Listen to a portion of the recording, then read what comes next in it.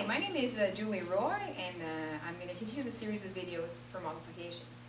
In this particular video, we will discuss how to take students who know their basic multiplication facts and to get them to multiply larger numbers. So how I would progress multiplication only when students have mastered their 100 basic multiplication facts, the 1 by 1 to the 9 by 9.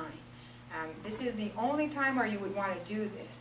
Again, if you've missed the first 3 videos in the series of multiplication where I talk about how to get students to know their facts, you may want to go back there before you start looking at these strategies that I will present today.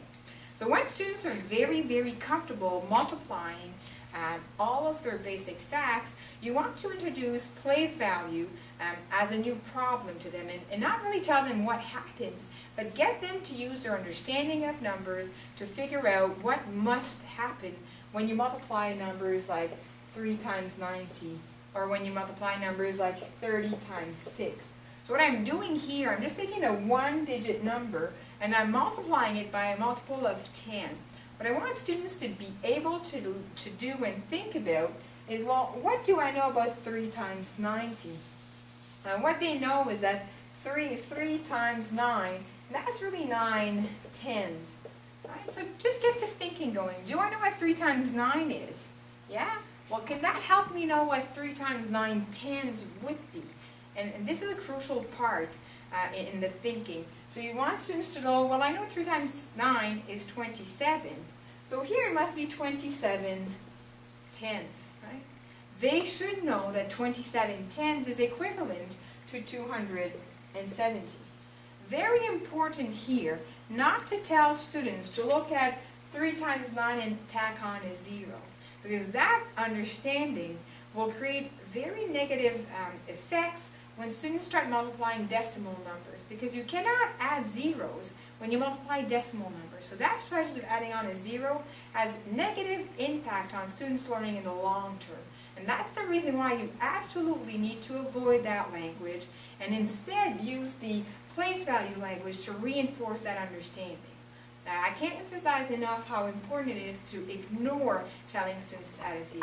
Now, students, when they do these problems, and you talked about tens and how tens work, they may say, well, really it's the same thing as adding a 0. And you just want to get their thinking back on their feet with, yeah, it's the same thing, because really when you have 27 tens, you know, when you had 10 tens, you had 100, so 20 tens would be 200, and 7 tens is 70, and together is 270.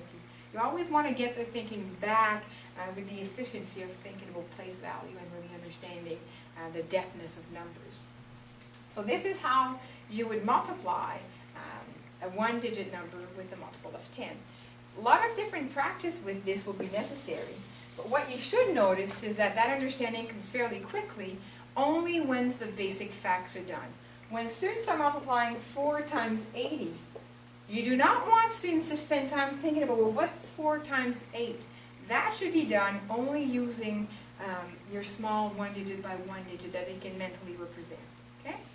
Some students may say, oh, well, Miss Roy, I know that really a 4 times table is the same as doubling the 2 times table. So if I know that 2 times 80 is 160, well, 4 times 80 must be the double of 160. And if I double 100, I get 200. If I double 60, I get 120. So it must be 320. See, that will reinforce the whole idea of not tacking on a 0 as well. So there's 2 ways you can attach this problem. But the important part, again, is to look at how many tens you would have, or based on what you know must happen, and then double that. That will reinforce the concept that these numbers are not made up by just adding zeros to other numbers. Right? There are whole numbers entitled themselves, and 320 is a perfectly fine number. It's not 32 with a 0 added on. It's 320. And that concludes how you would multiply a 1-digit number with a multiple of 10. Thank you.